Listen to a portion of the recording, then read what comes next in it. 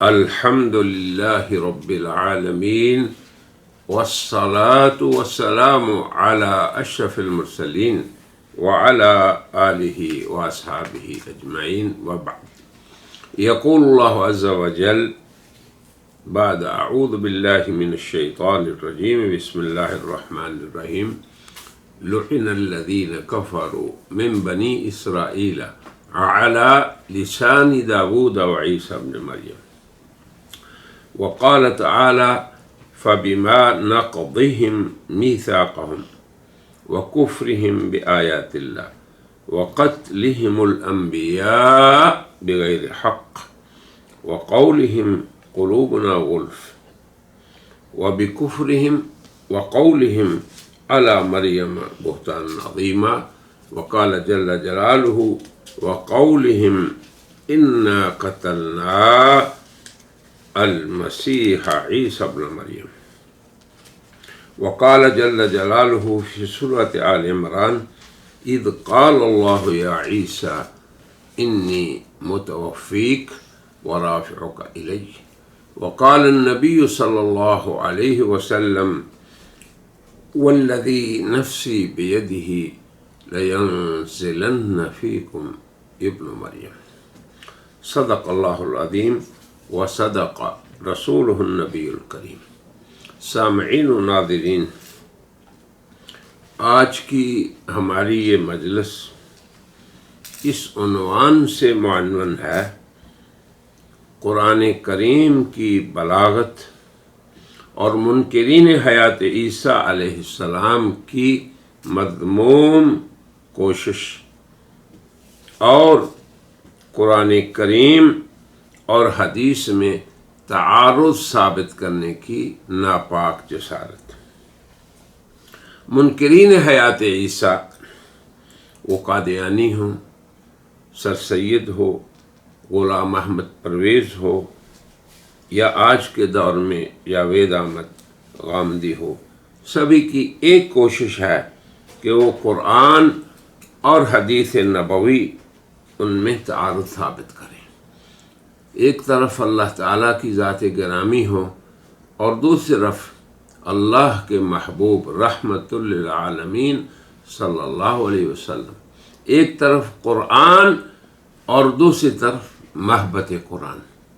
کوئی سوچ سکتا ہے کہ ان میں تعارض ہو، اللہ اور رسول ایک دوسرے کے خلاف جائیں، پھر وہ بھی عقائد کے باب میں انا للہ و انا الیہ راجعون.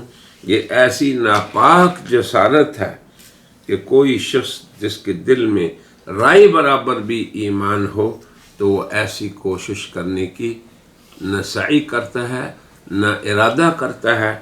اور اگر وہ کسی وجہ سے ایسی جماعت کے اندر شامل ہو گیا جو محض قرآن و حدیث میں تعارض کے لیے اللہ کی آیات میں تلبیس و الحاد کرے یا جناب نبی کریم صلی اللہ علیہ وسلم کی احادیث کو ان کا معارض بتائے، تو اس کے پاس ایمان رائے برابر بھی نہیں رہتا. کیوں کہ قرآن کریم اللہ کی وحی ہے، جسے وحی مطلوب جس کی تلاوت کی جاتی ہے اسے کہتے ہیں، اور حدیث نبوی شریف وہ بھی اللہ کی وحی ہے جو غیر مطلوب ہے، اور وہ اس تفصیل اور بیان کا نام ہے جو محبت قرآن صلی اللہ علیہ وسلم کی مبارک زبان سے بطور بیان قرآن ظاہر ہوئی. کیونکہ اللہ کا ارشاد ہے ان علینا جمعہ وقرآنہ، قرآن کو جمع کر کے پیغمبر کی زبان پہ اسے جاری کر دینا یہ اللہ کا کام ہے. پھر آگے فرمایا ثم ان علینا بیانہ، پھر اس کا بیان بھی اللہ کے ذمہ ہے. قرآن حکیم جس کے متکلم باری تعالی جل جلالہ ہیں، جو ایک معجز کلام ہے کہ جس جیسی ایک صورت بھی دنیا کے انس و جن، دنیا کے فصحاء و بلغاء عرب و عجم مل کر بھی مقابلہ نہیں کر سکتے۔ چیلنج ہے قرآن کا قیامت تک کے انسانوں کو، فَأْتُوا بِسُورَةٍ مِّن مِثْلِهِ، اس جیسی کو صورت لے آؤ۔ اب آپ بتائیں کہ ایسی وحی اور ایسی اللہ تبارک و تعالی کی مبارک اللہ تبارک و تعالی کا کلام، اس میں اور وہ وحی جو نبی کریم صلی اللہ علیہ وسلم پر بطور بیان کے نازل ہوئی، ان میں تعارض ثابت کرنا، یہ کون سا ایمان ہے؟ جبکہ قرآن حکیم اور سنت نبوی ان کے درمیان ذرائی برابر بھی تعارض نہیں۔ قرآن کریم اپنی بلاغت میں چوٹی پہ ہے، اتنی اونچی چوٹی پہ کہ اس تک پہنچنا کسی بشر کے بس میں ہی نہیں۔ اب آپ آج دیکھیں کہ اس کی ایک مثال میں آپ کے سامنے پیش کرتا ہوں، اور وہ ہے کہ کس طرح قرآن حکیم نے حضرت عیسیٰ علیہ السلام کا قصہ بیان فرمایا۔ انتہائی بلاغت کی اعلیٰ مثال ہے۔ پھر اس سے نبی کریم صلی اللہ علیہ وسلم کیا سمجھے، پھر اس سے امت مسلمہ کیا سمجھی، اور امت کے درمیان قرآن کے نزول سے آج تک متواتر طور پر کیا نقل ہوتا رہا ہے۔ بڑی صاف سی بات ہے، اس میں نہ بہت بڑی عقل کی ضرورت ہے نہ بہت بڑے علم کی۔ اللہ تبارک و تعالی ارشاد فرماتے ہیں وَمَكَرُوا وَمَكَرَ اللَّهُ وَاللَّهُ خَيْرُ الْمَاكِرِينَ۔ جیسے میں نے آیت شروع میں پڑھی تھی کہ اللہ تعالیٰ نے ارشاد فرمایا کہ بنی اسرائیل کے کافر اور منکرین جو تھے ان پہ اللہ کی طرف سے لعنت کی گئی، داؤد اور عیسیٰ ابن مریم کی زبانی۔ اب ان کی جرائم کیا تھے ان کو بھی ہم ذکر کریں گے کہ ان کے جرائم کیا تھے، لیکن پہلے یہ بات بطور تمہید کے سمجھ لیں کہ کس قدر اللہ نے فصاحت و بلاغت اور صاف بیان کی شکل میں حضرت عیسیٰ کے قصے کو ذکر کیا، اور فرمایا کہ ان کے دشمنوں نے تدبیر کی، اور وہ معروف ہے کہ ان کے قتل و صلب کی، مارنے کی اور سولی پہ لٹکا کے ان کو قتل کرنے کی تدبیر تھی۔ اللہ فرما رہے ہیں اذ قال اللہ یا عیسیٰ۔ اب خیر الماکرین اللہ جل جلالہ کی تدبیر کیا تھی؟ یہ ہے تدبیر، اس کا ذکر ہے، اس کا اظہار ہے، جب اللہ نے عیسیٰ کو کہا یا عیسیٰ انی متوفیک، اے عیسیٰ میں تمہیں پورے طور پہ لینے والا ہوں، اس میں فاعل ہے، ورافعک الی، اور تجھے اپنی طرف اٹھانے والا ہوں، تجھے، روح کی بات نہیں، ومطہرک من الذین کفروا، اور تیری تطہیر کرنے والا ہوں۔ شخص عیسیٰ کا ذکر ہو رہا ہے، حضرت عیسیٰ علیہ السلام کی شخصیت کریمہ کو اللہ کا خطاب ہے، اور صریح لفظ کے ساتھ انی متوفیک، یہ ہے بلاغت کی چوٹی۔ متوفیک یہ اس میں فاعل ہے، کس سے؟ توفا، یتوفا، توفا کا معنی پورے طور لینا، یتوفا کا معنی لیتا ہے، توفا کا معنی لیا، اور متوفن اس کا معنی لینے والا، دور سے بھی اس کا موت سے کوئی تعلق نہیں۔ اس کا حقیقی معنی پورے طور قبضے میں لینا ہے، علی وجہ تمام قبضے میں لینا ہے۔ کسے؟ شخصیت عیسیٰ علیہ السلام کو کسی نے لینا ہے، یہ ہے بات سمجھنے والی۔ اللہ نے جو فرمایا کہ دیکھو، سمجھو آؤ خیر الماکرین کے مکر کا مشاہدہ کرو عیسیٰ کی حفاظت کرنے کے لیے. عیسیٰ کو مارنے کے لیے نہیں لینا، عیسیٰ کو دشمنوں سے قتل کروانے کے لیے نہیں لینا، عیسیٰ کو دشمنوں کے ہاتھوں سولی پہ لٹکانے کے لیے اللہ نہیں قبضے میں کر لے، بلکہ ان کے بچانے کے لیے. تو عنایت ربانی، اللہ تعالیٰ کا تحفظ اور حفظ اپنے نبی کے لیے کس طرح ہوا، اس کو اللہ اس آیت میں بیان کر رہے ہیں، اور یہ قرآن کا ہی کمال ہے.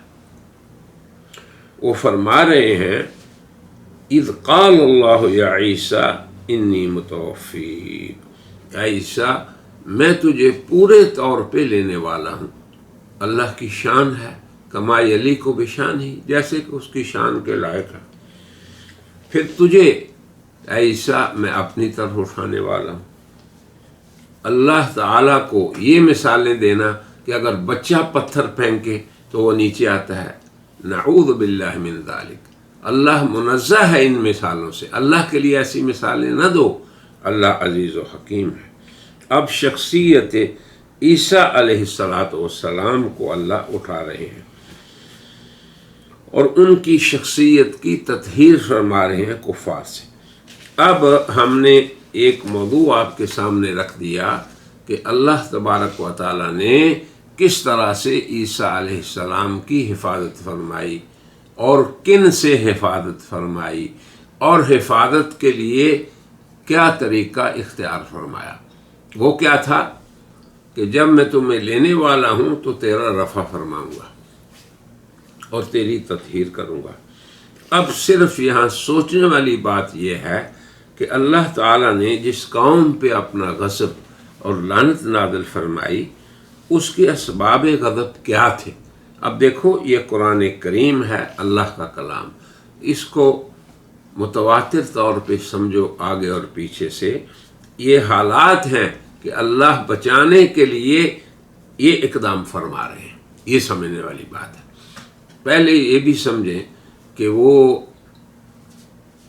کیا اعمال اختیار کیے ہوئے تھے انہوں نے جن پہ اللہ کی لعنت اور غضب نازل ہوا، اور جو عیسیٰ علیہ السلام کے منکر تھے.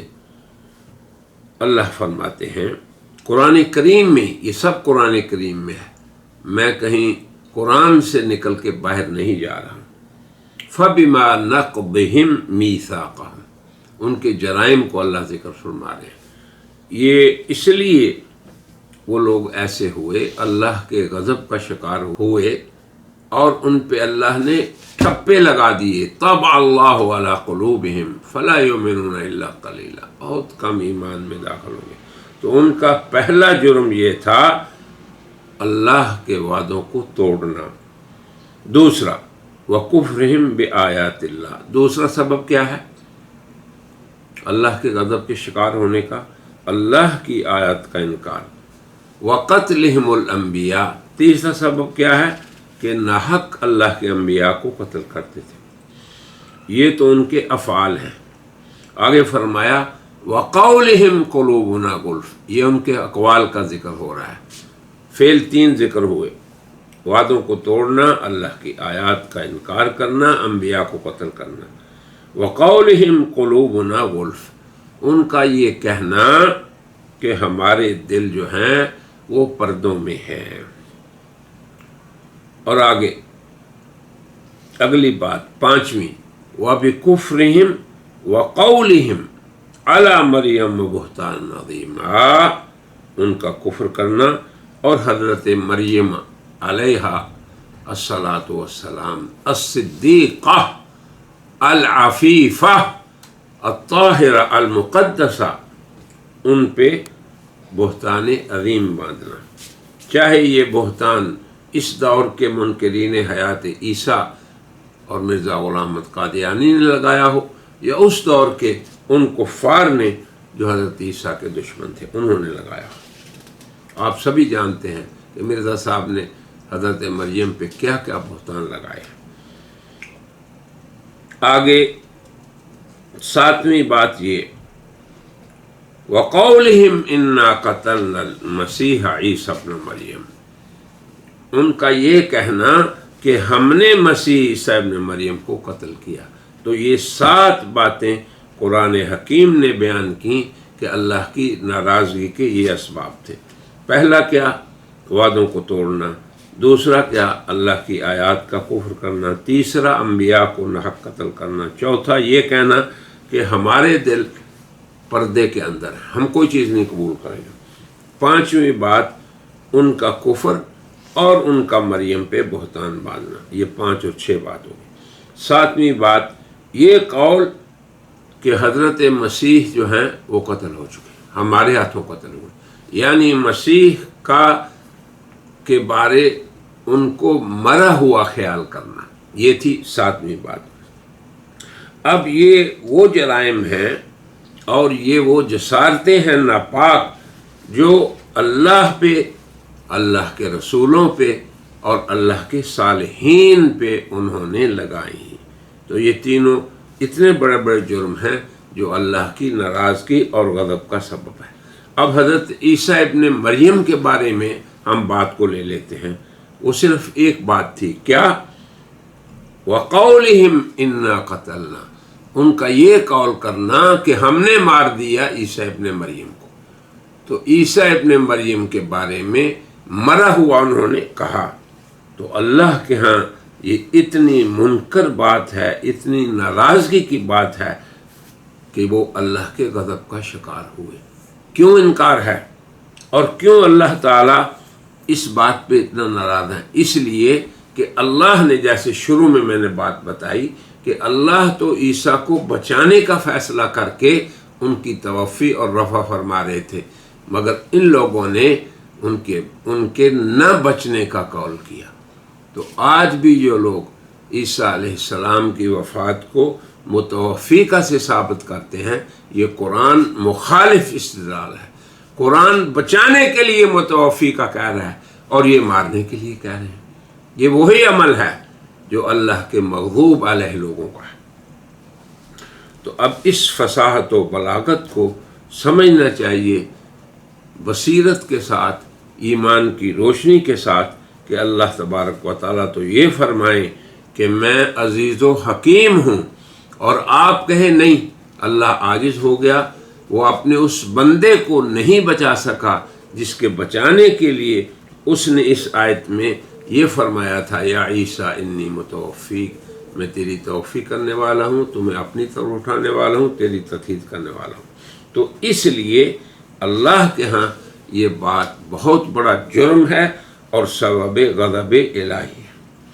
اب قرآن حکیم میں ہم تھوڑا سا اور غور کرتے ہیں کہ اس کے بعد اللہ نے پھر کیا فرمایا۔ جب انہوں نے یہ دعویٰ کر لیا کہ ہم نے مار دیا ہے عیسیٰ کو، تو اللہ نے فرمایا وَمَا قَتَلُوهُ وَمَا صَلَبُوهُ، نہ قتل کر سکے نہ سولی دے سکے، یعنی نہ انہیں مار سکے نہ ان پہ سولی پہ لٹکا سکے انہیں، دونوں چیزوں کا رد ہے۔ تو یہ رد دیکھیں دونوں چیزوں پہ اللہ نے کیوں کیا، اس لیے کہ فاختلف الاحزاب من بینہم، آج کے اس دور میں بھی لوگ مختلف ہیں، وہ کہتے ہیں جی مرے تو نہیں تھے لیکن سولی پہ تو لٹکائے گئے۔ ان دونوں چیزوں کا رد اللہ فرما رہے ہیں، وما قتلوہ وما صلبوہ۔ یہ ہے قرآن کی فصاحت و بلاغت۔ اب جن لوگوں نے قتل مسیح کا دعویٰ کیا تھا، اللہ نے ان کے بارے میں فرمایا ما لہم بہ من علم، یہ بالکل جاہل ہیں، ان کا قول جہالت پہ مبنی ہے، ان کے پاس کوئی علم نہیں الا اتباع الظن، یہ محض اپنے گمان کی پیروی کر رہے ہیں، جن کی ناقل عقلوں نے سمجھا اس کی بات کر رہے ہیں۔ پھر اللہ تعالیٰ نے مؤکد طور پہ اسی قتل کی نفی کرتے ہوئے فرمایا وما قتلوہ یقینا۔ دیکھیں قرآن کی فصاحت و بلاغت، اسی مضمون کو اللہ تعالیٰ نے ان تمام واقعات کو بیان کرنے کے بعد آخر میں فرمایا کہ یقینی طور پہ مسیح عیسیٰ ابن مریم کا قتل نہیں ہوا۔ اب ہوا کیا؟ مسیح کی موت علی وجہ الیقین نہیں ہوئے۔ کیوں کہ مسیح جو ہیں حضرت عیسیٰ علیہ السلام کی شخصیت روح اور جسم کا نام ہے، جن کے قتل کا انہوں نے دعویٰ کیا تھا۔ اب اللہ نے کیا کیا اس کو اللہ بیان فرما رہے ہیں۔ اب دیکھو، یہ ہے قرآن کریم کی اپنے قصص کو بیان کرنے میں تسلسل اور فصاحت و بلاغت، اسے سمجھنا چاہیے۔ یہ نہیں ہے کہ اپنی عقل سے آپ کوئی فیصلہ کر کے پھر قرآن کو اپنے باطل عقائد کے لیے استعمال کریں، یہ اصل ہمارا موضوع ہے۔ آگے اللہ فرما رہے ہیں صراحت سے، بل رفعہ اللہ، وہ جس کے قتل کا یہود نے دعویٰ کیا، منکرین نے دعویٰ کیا، اور ہم نے نفی کی کہ نہ قتل ہوئے نہ سولی پہ لٹکائے گئے، پھر ہم نے کہا کہ یقیناً قتل نہیں ہوئے، تو کیا ہوا ان کے ساتھ؟ اللہ نے جو حفاظت کا وعدہ فرمایا تھا، جو توفی کا وعدہ فرمایا تھا، وہ توفی کیا تھی؟ اللہ فرما رہے ہیں بل رفعہ اللہ، وہ توفی رفع تھی، یہ تھا اللہ کا انہیں اپنے قبضے میں لینا۔ اللہ اکبر۔ اب قرآن کریم کو اللہ تبارک و تعالیٰ نے اس انداز سے قرآن کریم میں اس قصے کو بیان کیا کہ اس میں کسی قسم کے شبے کی ضرورت نہیں۔ سال ہر سال تک اپنی گمراہیوں کو آپ لوگ ثابت کرتے ہیں، اور کبھی کسی چیز کا سہارا، کبھی کسی قول کا سہارا، کبھی کسی واہی بات کا سہارا، جبکہ اللہ تبارک و تعالیٰ کے پیغمبر نے صاف طور پر صحابہ کے سامنے بیان فرما دیا، صحابہ نے اپنے بعد والوں کو نقل کر دیا، اور پوری امت مسلمہ کا اس پہ اجماع ہے۔ اور قرآن کی صاف یہ پورا قصہ جو ہم نے آج 3-4 آیتوں کو اکٹھے بیان کیا، اسی لیے بیان کیا کہ کیا اس قرآن کے بیان کے بعد بھی کوئی شک رہ جاتا ہے؟ اب اللہ نے اپنی طرف جو رفع فرمایا، تو قرآن کریم اس رفع کو کس طرف ہوا یہ رفع، اسے بھی بیان کرتا ہے۔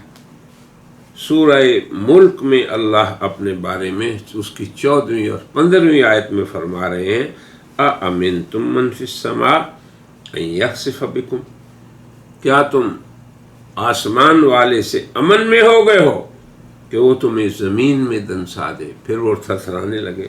پھر اللہ نے اسی بیان کو مؤقت طور پہ بیان کیا کہ تمہیں پتہ چل جائے کہ من فی السماء کتنی قدرت اور طاقت اور کس قدر غلبے والا ہے، جو وہ کام کا ارادہ فرما لے، کن کہتا ہے فیکون، پھر وہ ہو جاتا ہے۔ آگے پھر فرمایا ام امنتم من فی السماء، کیا تم بے خوف اور نڈر ہو گئے ہو اس ذات سے جو آسمان میں ہے کہ وہ تمہارے اوپر تیز اور تند ہوا کو بھیج دے، فَسَتَعْلَمُونَ كَيْفَ نَذِيرٌ، پھر تم سمجھو کہ اس کی نکیر اور اس کی پکڑ اور اس کا عذاب کیسا ہے۔ تو ان دونوں آیتوں میں من فی السماء اللہ نے اللہ جلالہ کو فرمایا، اور مرفوع کون ہوا؟ عیسیٰ ابن مریم۔ متوفی کون ہوا؟ جس پہ پورا قبضہ اللہ کا ہوا، عیسیٰ ابن مریم۔ مطہر کون ہوا؟ جسے اللہ نے آسمان پہ اٹھایا، عیسیٰ ابن مریم۔ تو ان نصوص قطعیہ سے حضرت عیسیٰ علیہ السلام کی حیات، ان کا رفع، ان کی تطہیر اور آسمان پہ رفع کا ہونا ثابت ہو گیا۔ پھر اللہ تعالیٰ نے ڈرایا منکرین حیات عیسیٰ کو اور اللہ کی قدرت میں شک کرنے والوں کو، فرمایا وَلَقَدْ كَذَّبَ الَّذِينَ مِن قَبْلِهِمْ، تم سے پہلے بھی مکذبین گزر چکے، فَكَيْفَ كَانَ النَّكِيرُ، کیسے اللہ نے انہیں عبرتناک سزا دی۔ پھر اللہ تعالیٰ نے اس پہ ایک مشاہدے سے اور جو آنکھوں سے تم لوگ دیکھتے ہو اس سے بھی استشہاد لیا، اسی سورہ ملک میں فرمایا اولم یروا الی الطیر فوقہم، کیا تم اپنے اوپر دیکھتے نہیں پرندوں کو، صافات، صفوں کی صورت میں، ما یمسکہن الا الرحمن، انہیں بھی رحمان کی ذات، وہی اللہ من فی السماء، وہ ان کو دیکھیں زمین و آسمان کے درمیان روکے ہوا ہے، یمسکہن، اور وہی ان کو روکنے والا حضرت عیسیٰ کو اٹھانے والا ہے۔ رحمان جو جو ان پرندوں کو پورے طور پہ قبضے میں لے کے آسمان کے اور زمین کے مابین صفوں کی صورت میں تم ان کا مشاہدہ کر رہے ہو، وہ حضرت عیسیٰ علیہ السلام کو اطہار کے مقام پہ لے جانا ہے۔ تو یہ میں سمجھتا ہوں کہ لفظ توفی سے اللہ نے تمہیں بہترین ایک مثال دے دی حضرت عیسیٰ کے قصے کو سمجھنے کی۔